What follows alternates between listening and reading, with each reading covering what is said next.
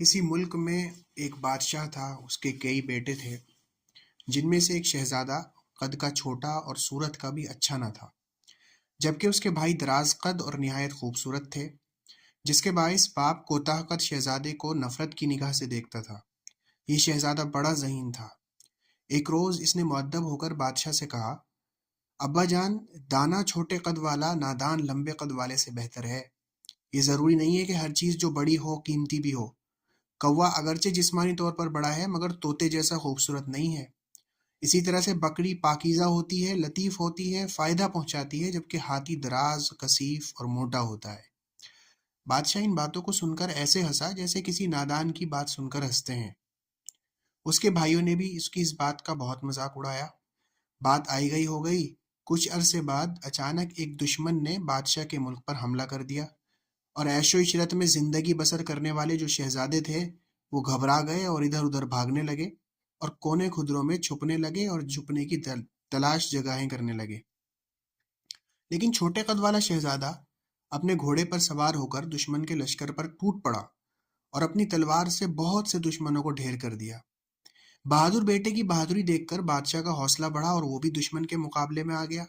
گھماسان کی لڑائی ہوئی۔ دشمن کا لشکر بہت زیادہ تھا، لہٰذا اس کا دباؤ بڑھنے لگا اور بادشاہ کی فوج میدان جنگ سے بھاگنے لگی۔ شہزادے نے اپنی فوج کو پسپا ہوتے ہوئے دیکھا تو بھگوڑے سپاہیوں کا راستہ روک کر کہنے لگا، بھیڑوں کی طرح مت بھاگو، شیر دل بنو، بھاگتے کیوں ہو؟ دشمن کو بھگاؤ۔ مرد مر جاتے ہیں لیکن میدان جنگ سے بھاگا نہیں کرتے۔ شہزادے کی تقریر سن کر بھاگتے ہوئے سپاہی لوٹ آئے اور اس جذبے سے لڑے کہ دشمن کے پاؤں اکھڑ گئے۔ میدان جنگ کا نقشہ ہی بدل گیا اور شکست فتح میں بدل گئی۔ بادشاہ نے اپنے کوتاہ قد بیٹے کی بہادری کو دیکھ کر اسے سینے سے لگا لیا، چوما اور اس کے ولی عہد ہونے کا اعلان کر دیا۔ سارے کے سارے لوگ بہت خوش ہو گئے اور اس نے بتایا کہ اب ہمارے تخت و تاج کا وارث یہی بیٹا ہوگا۔ یہ سن کر سب کو بڑی خوشی ہوئی۔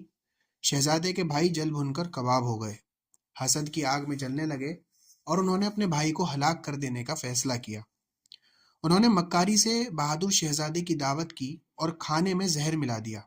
اتفاق سے اس بات کا شہزادی کو علم ہو گیا۔ اس نے بھائی کی جان بچانے کے لیے اس وقت جب شہزادہ کھانا کھانے لگا زور سے کھڑکی بند کری اور اشارہ کیا اس آواز کے ذریعے سے کہ وہ کھانا نہ کھائے۔ اشارہ پاتے ہی بہادر شہزادے نے کھانے سے ہاتھ کھینچ لیا اور طیش میں آ کر زور زور سے بولتا ہوا نکل گیا کہ ہنر مندوں کو اس طرح موت آئے تو بڑی مشکل بات ہے۔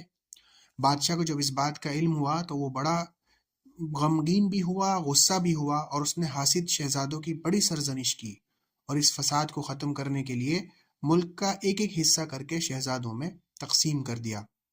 بہادر شہزادے نے اس فیصلے کو دل سے قبول کیا اور اپنے ملک کو آنے والے وقت میں بہت اچھی طرح سے چلایا۔